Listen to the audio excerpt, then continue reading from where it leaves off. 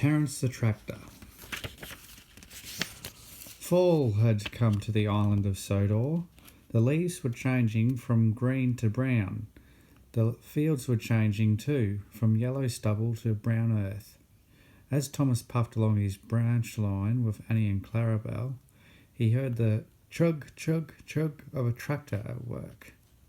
One day, stopping for a signal, he saw the tractor close by. "Hello," said the tractor. "I'm Terence. I'm ploughing." "Hello," said Thomas. "I'm Thomas. I'm pulling a train." "What ugly wheels you've got." Terence said that his wheels were not ugly. "They're caterpillars," he said. "I can go anywhere. I don't need rails." "I don't want to go anywhere," said Thomas huffily. "I like my rails, thank you." Soon winter came with dark, heavy clouds full of snow. Thomas's driver didn't like it. "A heavy fall is coming," he said. "I hope it doesn't stop us." "Pooh," said Thomas. "Snow is silly soft stuff. Nothing to it." And he puffed on, taking no notice.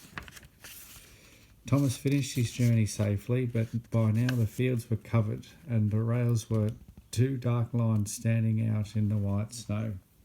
"You'll need your snowplough for the next journey, Thomas," said his driver. "Pooh, snow is silly soft stuff. It won't stop me," Thomas snorted.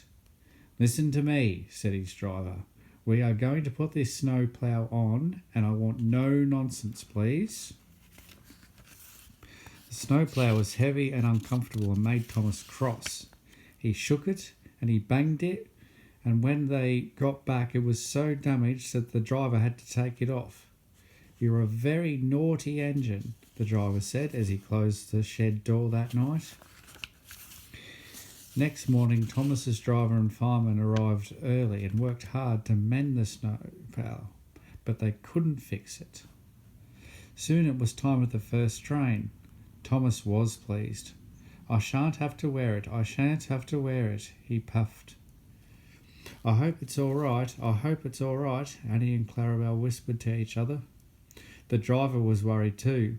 "The snow's not bad here," he said to the fireman, "but it's sure to be deep in the valley." It had been snowing again. Thomas started with his train full of passengers. Silly soft stuff," he puffed. "I didn't need that stupid old thing yesterday, and I shan't need it today. Snow can't stop me." Thomas rushed into a tunnel, thinking how clever he was. But there was trouble ahead. At the other end of the tunnel, he could see that a heap of snow had fallen from the sides of the cutting. "Silly soft stuff," said Thomas, and he charged into the snow. "Cinders and ashes," he cried. "I'm stuck."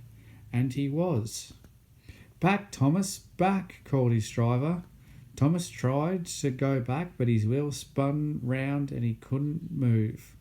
More snow fell down and piled up around him. The conductor went back for help while the driver, fireman and passengers tried to dig the snow away from Thomas's wheels. But as fast as they dug, more snow slipped down and Thomas was nearly buried. "Oh, my wheels and coupling rods," said Thomas. "I shall have to stop here until I'm frozen. What a silly engine I am." And Thomas began to cry. At last a bus came to rescue the passengers. Then Terence the Tractor came chugging through the tunnel. Snow never worried him. He pulled the empty coaches away and came back for Thomas. Thomas's wheels were clear, but they still spun round and round when he tried to move.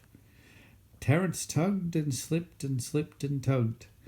At last he pulled Thomas clear of the snow, ready for the journey home. "Thank you, Terence. Your caterpillars are splendid," said Thomas gratefully. "I hope you'll be sensible now, Thomas," said his driver crossly. "I'll try," said Thomas as he puffed home. James in a mess. Toby is a tram engine. He is short and sturdy and has a coach called Henrietta. They enjoy their job on the island of Sodor. Every morning they take the workmen to the quarry, and they often meet James at the junction. Toby and Henrietta looked very old-fashioned. They were shabby and needed new paint when they first came, and James was rude whenever he saw them.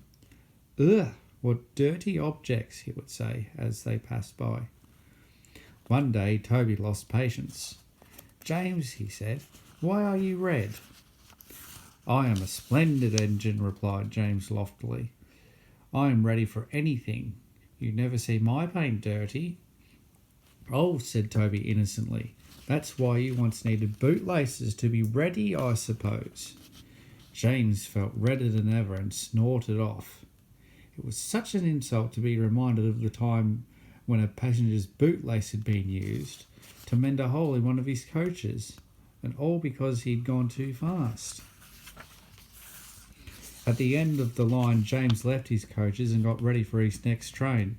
It was a slow freight, stopping at every station to pick up and set down cars. James hated slow freight trains.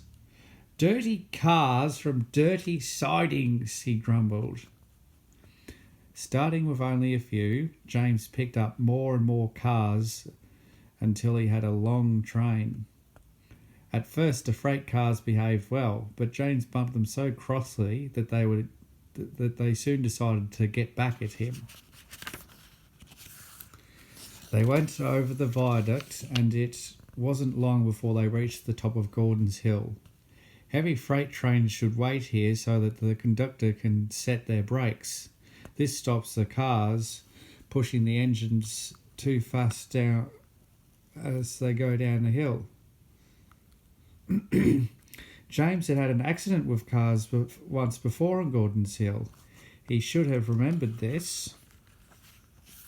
"Wait, James, wait," said his driver, but James did not wait. He was too busy thinking what he would say to Toby when they next met. "Hurrah, hurrah," laughed the cars. They banged their buffers and pushed James down the hill. The conductor tightened the brakes. On, cried the cars. "I've got to stop, I've got to stop," groaned James. They thundered through the station and lurched into the yard. There was a crash, and something sticky splashed all over James. He had run into two tar wagons, and he was black from smoke box to cab. He was more dirty than hurt, but the wagons and some cars were broken to pieces. The breakdown train was in the yard, and they soon tidied up the mess. Toby and Percy were sent to help, and came as quickly as they could. "Look there, Percy," said Toby. "Whatever is that dirty object?" "That's James," replied Percy. "Didn't you know?" "Well, it's James's shape," said Toby, "but James is a splendid red engine, and you never see his paint dirty." James pretended he hadn't heard. Toby and Percy cleared away the unhurt cars and helped James home. Sir Topham Hatt came to meet them. "Well done, Percy and Toby," he said, smiling. He turned to James. "Fancy letting your cars run away. I am surprised. You're not fit to be seen. You must be cleaned at once," he said. "Toby shall have a new coat of paint. Chocolate and blue, I think," said Sir Topham Hatt. "Please, sir, can Henrietta have one too?" asked Toby. "Certainly, Toby," said Sir Topham Hatt. "She shall have brown like Annie and Clarabelle, Thomas's coaches." Toby smiled. He knew that Henrietta would be delighted, and he ran off happily to tell her the good news.